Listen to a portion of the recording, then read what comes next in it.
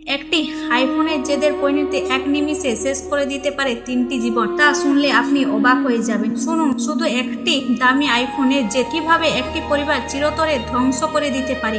মহারাষ্ট্রের ছত্রপতি সম্ভাজি নগরের এই মর্মান্তিক ঘটনা যেন তার এই ভয়াবহ উদাহরণ। একজন দরিদ্র বাবা দিনরাত পরিশ্রম করে ড্রাইভিং করে সংসার চালাতো, কিন্তু তার ছেলে একটি আইফোন কেনার জন্য জেদ ধরে বসে। বিষয়টি ধীরে ধীরে এতটাই ভয়ঙ্কর রূপ নেয় যে ছেলে পাহাড়ের চূড়ায় গিয়ে চরম সিদ্ধান্ত নেয়, হুমকি দিতে থাকে। সামনে মা কাঁদতে কাঁদতে ছেলেকে বোঝানোর চেষ্টা করে, আশেপাশের মানুষ শান্ত করার জন্য অনুরোধ করতে থাকে। কিছুক্ষণ পর ছেলের জেদ কমেনি। ছেলেটিকে আটকাতে গিয়ে তার বাবা শক্ত করে হাত ধরে রাখার চেষ্টা করে, কিন্তু পরিস্থিতি এত নিয়ন্ত্রণের বাইরে চলে যায় এবং ছেলে ও বাবা দুজনেই পাহাড়ের নিচে পড়ে যান। এই ভয়াবহ দৃশ্য সামনে থেকে দেখলে অসহায় মাও নিজের ঝাঁপ দিয়ে জীবন শেষ করে ফেলে। এই ঘটনা আমাদের সবাইকে একটি গুরুত্বপূর্ণ প্রশ্নের সামনে এনে দাঁড় করিয়ে দেয়।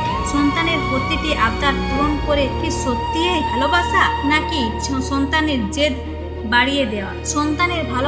সন্তানকে ভালোবাসুন, কিন্তু তার প্রতিটি জেদকে প্রশ্রয় দেবেন না। দামি জিনিস দেবেন না। জীবনের মূল্য শিখান, পরিবারের মূল্য শিখান এবং ধৈর্যের মূল্য শিখান। কারণ একটি ভুল সিদ্ধান্ত মূল কখনো একটি পুরো পরিবারকে দিতে হয়। ঈশ্বর যেন এই মর্মান্তিক পরিস্থিতির মুখোমুখি কোনো পরিবারকে না